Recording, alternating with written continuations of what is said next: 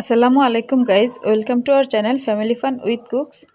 আজকে আমি আপনাদেরকে দেখাবো হোমমেড ট্যাঙ্ক রেসিপি। ভাববেন না এটা খুব স্বাস্থ্যসম্মত, আসলে ব্যাপার হচ্ছে খরচ বাঁচানোর জন্য, জাস্ট ফান। তো প্রথমে আমি রেসিপিটা দেখাচ্ছি। এখানে আমি হাফ কাপ নিয়েছি চিনি, এবার নিয়ে নেব 1/4 কাপ পরিমাণ গ্লুকোজ। এটা খোলাও নিতে পারেন, প্যাকেটও কিনে নিতে পারেন। এটা মুদির দোকানে খোলা পাওয়া যায় অথবা ফার্মেসিতে প্যাকেটও পাওয়া যায়। আর এখানে দিয়ে দিলাম সামান্য লবণ, আর এটা দিয়ে দিচ্ছি সাইট্রিক অ্যাসিড। এটা দেখতে অনেকটা চিনির দানার মতো, এটাও মুদির দোকানে পাওয়া যায়। এটা কৌটোও পাওয়া যায় অথবা খোলাও পাওয়া যায়, তো আপনারা এটা কিনে নেবেন। এটার দাম খুব একটা বেশি না। সাইট্রিক অ্যাসিড এটা ট্যাঙ্কের যে টক টেস্টটা ওইটা আনবে। এবার এগুলো দিয়ে আমি খুব ভালো করে ব্লেন্ডার করে নেব, একদম মিহি করে। জাস্ট একটা কি দুইটা প্রেসার দিলেই হবে। তো এবার আমি এর মধ্যে ফুড কালার দিয়ে দেব আর ফ্লেভার দিয়ে দেব। তাই আমার মনে হয় ভিডিওতে কিছুটা স্কিপ হয়েছে, জাস্ট এখানে ফ্লেভারটা দিলেই হবে।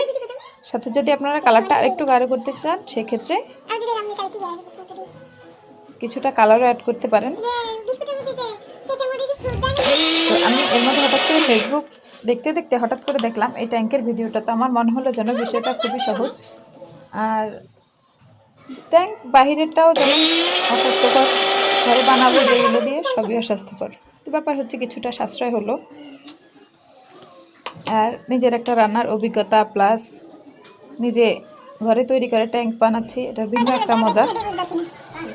তোমার এগুলো বানানো হয়ে গিয়েছে। এবার আমি একটু রোদে শুকিয়ে নিচ্ছি, যেহেতু সামান্য পানি অ্যাড হয়েছে, যে ফুড কালারটা যেহেতু পানি অ্যাড হয়েছে, আপনারা চাইলে এই ক্ষেত্রে গুঁড়াটা দিতে পারেন। তবে গুঁড়াটার চেয়ে আমার মনে হয় যেন এটার কালারটা দেখতে বেশি ভালো লাগে, তাই আমি এটা দিয়েছি। একটু রোদে শুকিয়ে নিয়েছি প্রায় ঘন্টা 2-1 মতো দিয়ে, তারপরে এবার এটাকে গুলিয়ে নেব।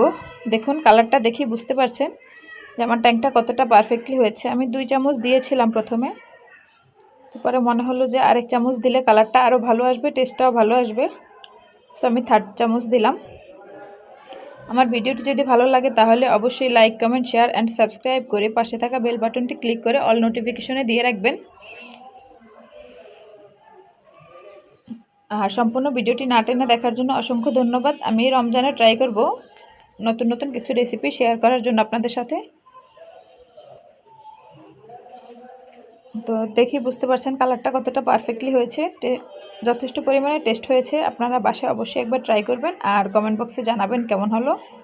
সেম প্রসেসিংয়ে বিভিন্ন কালার এবং বিভিন্ন ফ্লেভারের করে নিতে পারেন। স্ট্রবেরি, লেমন, ম্যাঙ্গো, অরেঞ্জ, যে কোনো ফ্লেভার আপনারা করে নিতে পারেন।